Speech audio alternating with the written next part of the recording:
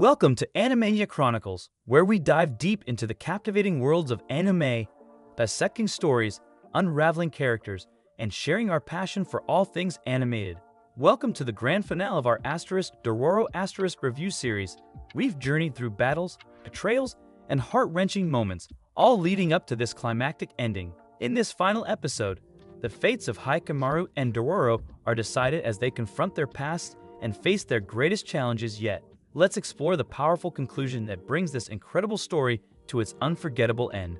Just then, Ashura summoned the sharks and commanded them to devour the mercenaries. Before they knew it, one of the sharks pulled down a boat and they began devouring the men like a large chunk of meat. As Itachi tried to stop him, a shark scratched his arm, allowing the weirdo to leave unscathed. He told the sharks to leave the rest of the men for their dinner and began moving towards the shore. A few hours later, as one of the men tried paddling away, a shark emerged and devoured the wood, making the men realize they were entirely hopeless. However, Dororo would not give up and began telling them to wake up because no one would remember their worthless lives if they died there. When the men began to wonder how they would escape, Dororo offered to lure the shark to the surface so they could kill it. Immediately, she jumped into the water and swam deep inside. As she narrowly dodged the shark, she yanked the rope, so they began pulling her towards the surface. As the shark tried devouring her, she caught its face, successfully luring it out of the water, and the men stabbed it at the same time, killing the shark immediately. Realizing Ashura would soon return, Itachi commanded his men to sail towards the island.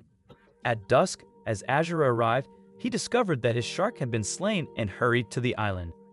Just then, the men appeared before him, having lured him into a trap, and soon beat him to a pulp.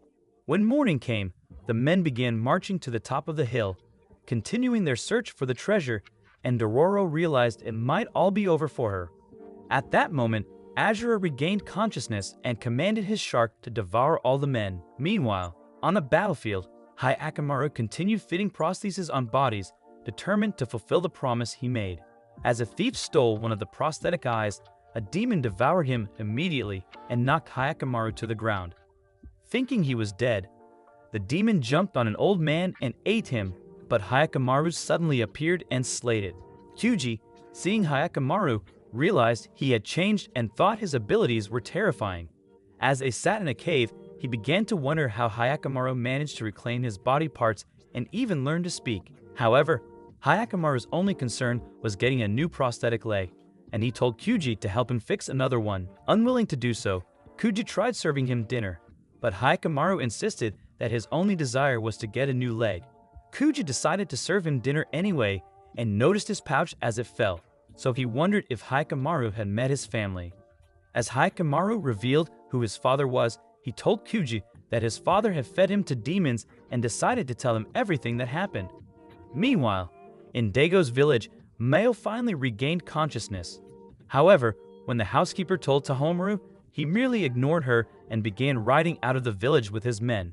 At the same time, in the cave, Kyuji learned about the entire story and realized that the existence of Daigo's great village depended on Hyakkimaru's life. So, Hyakkimaru told him once more that he wanted a new leg. However, Kyuji told him that he wouldn't fit him with another as he feared Hyakkimaru would continue killing demons and eventually destroy Daigo's village. He said that with every demon Hyakkimaru killed, he was losing more of his humanity and thought he would eventually become a demon himself. Kyuji believed that a new prosthetic leg would only speed up the process and decided to destroy it, saying that he could not save him. At that moment, Hyakkimaru remembered that his mother had said the exact same words, and a landslide sealed the entrance of the cave. Meanwhile, at Daigo's palace, Mio told Daigo that Hyakkimaru had managed to survive the demon sacrifice because the goddess of mercy offered her head in exchange for his own. This was the only logical explanation since his head should have been devoured by the last demon. However, with the goddess of mercy now destroyed, Mayo thought Daigo's contract with the demons was broken and told him that their village would soon be destroyed. Even so, Daigo thought she was overthinking it and told her that the village would continue to be safe. As he arrived outside, his spy told him that Dororo was spotted on an island, and he thought that Hyakkimaru was definitely with her, so Daigo commanded that Tahomaru find him immediately. Meanwhile, Tahomaru and his men arrived at an abandoned home, having learned that a demon was killing the villagers. Tahomaru thought it was his duty to slay it. As he entered the house, they noticed a rat on the wood, and the monster rat flew at them. But Tahomaru cast it aside. They realized it was a demon, and Hyugo tried to squash it, but it nipped him and evaded Matsu's arrows. Before Tahomaru sliced its limb in the cave, Hyakkimaru began digging a new way out. As Kuji noticed his determination to slay more demons, he wondered why Hyakkimaru was so eager to resume his hunt. Hyakkimaru told him that he must reclaim every part of his body. Just then, he punctured the wall and discovered he could see outside. Meanwhile, in the demon-infested house, Matsu decided to spy on the demon and realized it had over 1,000 babies. Looking to end it, he aimed his arrow at the monsters, but the beast charged at him. So Tahomaru slashed another limb out of nowhere. As Hyugo tried to end it, the beast escaped, but Matsu pinned it to the floor. With the demon captured, Tahomaru suggested they burn down the house, saying it was the only way to obliterate the monsters for good, so they decided to do so. As Tahomaru began to leave, he told his men that he would protect his village, even from his own brother. In the meantime, Hyakkimaru eventually made his way outside and discovered a bunch of demons before him. Just then, one beast began charging at him, but he slayed the monster and destroyed the rest of them in a moment. At the sight of this, Kuji thought he may have raised a monster and wondered why he rescued him in the first place. Before long, Hyakkimaru had slain all the demons and immediately stabbed the evil core, causing it to dispel, and all the monster seeds began to vanish. By the following day, as Hyakkimaru was ready to leave, he asked Kuji his name, but Kuji told him that he didn't deserve a name as he thought his life was tainted with murder. So Hyakkimaru began to leave. At the same time, in Dago's village, Tahomaru prepared an army ready to hunt down Hyakkimaru. On the other hand, Hyakkimaru managed to acquire a boat and began sailing towards the island, hoping to find Dororo. On the island, Itachi and his men continued searching for the treasure, but the men soon began to wonder if they were even heading in the right direction. At the same time, on the beach, the living shark began devouring the dead one and transformed into a monster shark. When it was done, it began crawling towards Dororo, looking to make her its snack. However, as it tried to devour her, it bit into the tree and ripped it off as she managed to escape before getting knocked aside. With the beast still hungry, it tried to eliminate her, but Hyakkimaru arrived and stopped it just in time. As he slashed the beast, Dororo wondered why he came, but they soon noticed that the shark was starting to stir awake. Hyakkimaru told her that it was a demon. Immediately, he began charging at the monster and jumped over to the other side, but it managed to catch his wooden leg.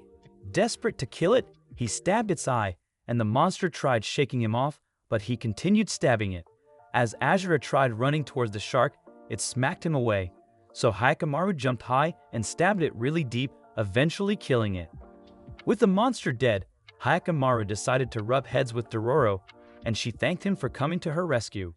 Right then, Hyakkimaru started groaning, and as the wood fell out, Dororo realized that a new leg had grown out of him. However, with time running out, Dororo suggested they find Itachi immediately, so they began heading towards the mountain. Meanwhile, on the mountain, Itachi and the men arrive at a cave, and he thought that the treasure was definitely inside. Eager to find it, two of his men entered, thinking they were about to become millionaires, but as one stepped on a trap, the place exploded immediately. Even so, Itachi thought he had it all figured out and said that he would definitely find the treasure now. Just then, they noticed Dago's ship sailing towards the island, and Hyakkimaru realized they were definitely coming for him. Before long, they arrived on the shore, and Matsu told Tahomaru that they found Hyakkimaru's boat on the other side of the island. This was all he needed to hear, so he commanded his army to eliminate Hyakkimaru and everything else in sight. After noticing their presence, Itachi wondered why they came in the first place, but when arrows were fired at his men, he realized that they came to annihilate them all. So he began running for his life, realizing his chance at finding the treasure was probably gone forever. At the same time, Dororo and Hyakkimaru were running to a safe spot. As two archers tried launching arrows at them, they knocked them out with rocks and continued running away. While Dororo began climbing up the mountain, she realized that Itachi and his men were already hiding there. He told her that he still hadn't found her father's treasure, so Dororo began screaming at him to wake up, saying that their survival was more important than any money. But Itachi thought Tohomaru would find it and claim it as his own. As Hyakkimaru suggested they create a distraction, Itachi thought he had the perfect plan. So a few minutes later, one of his men pretended to be a wounded samurai and told the army that Itachi was preparing explosives. Right then, a rock exploded and the soldiers hurried to the site. Utilizing the distraction, Itachi suggested they hurry to the shore. However, as they began to leave, one of the men was killed with an arrow, and they realized that Mutsu was aiming at them from the shore before noticing Hyogo on the rock above them. At that moment, Tohomaru began approaching them, saying that Hyakkimaru was the demon terrorizing their land and must be slain immediately.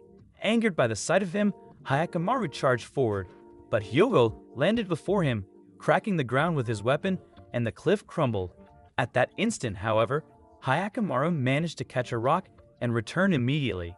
As he locked swords with Tohomaru, Itachi screamed for his men to run and began pulling Dororo away.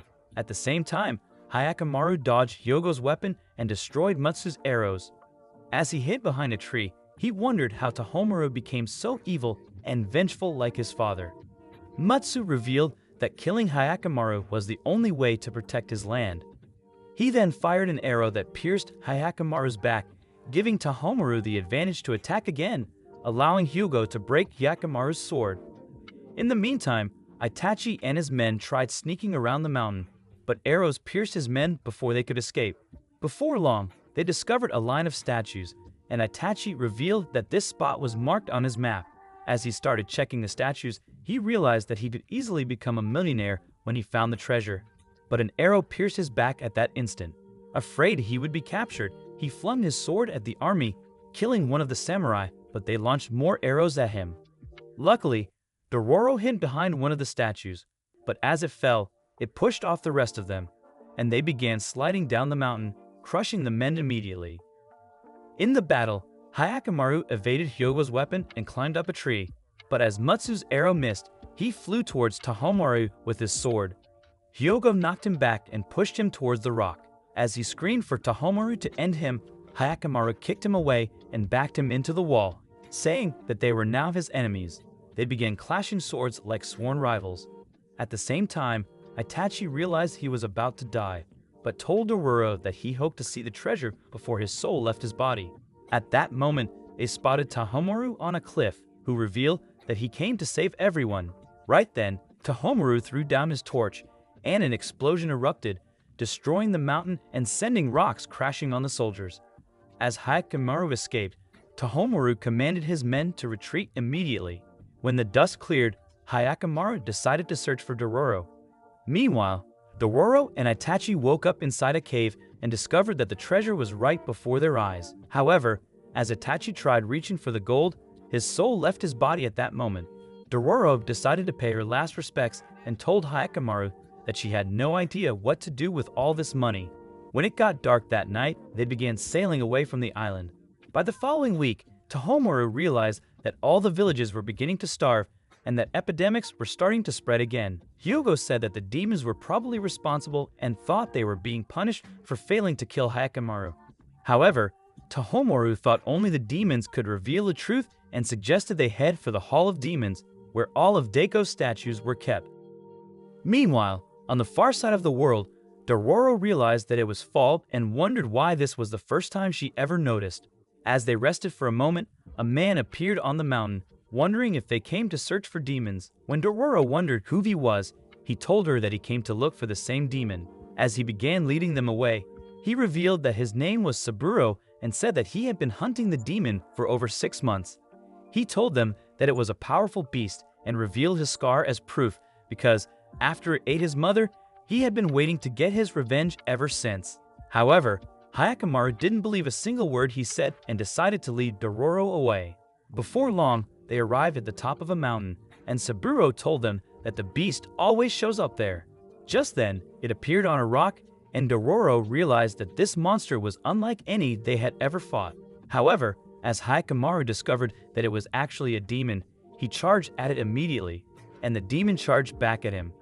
As he dodged its fist, he leaped back but soon realized that the serpent tail was about to devour Dororo. In an instant, he rescued her and blocked Saburo's attack, making him retreat. Dororo thought he must have lost his mind and wondered why he was siding with the demon. Saburo then revealed that he was its servant and said that he offered everyone as a snack to even the loss of his mother. Just then, the beast began charging at them, but Hyakkimaru jumped out of its way, causing it to smash into the rock. Before they knew it, the cliff broke and the rocks crumbled to the ground. A few minutes later, as Dororo regained consciousness, she realized that her arm was stuck in the rubble. As she tried to pull it out, they discovered that water was starting to spring out of the ground and realized that the place would be flooded in a short time. Hoping to save her, Hyakkimaru tried to pull out her arm, but as he fell back, Dororo realized that his fake arms were far too useless. Even so, Hyakkimaru would not quit and tried pushing the boulder, but in a short time, a pool formed around them, and his cast began to break. Afraid he would not stop, Dororo tried telling him that she would escape on her own, but more water started gushing and nearly overwhelmed her. Desperate to save her, Hyakkimaru pushed even harder until his cast completely broke, and Dororo began to drown. As his desperation increased, Hyakkimaru tried smashing the rock, but even this was futile. However, someone appeared just in time and stabbed his sword into the boulder, cracking it and rescuing Dororo immediately. He revealed that he was just within the area and was happy to have made it there in time. However, Hyakkimaru had no time for chit-chat and began to leave, abandoning his fake arms.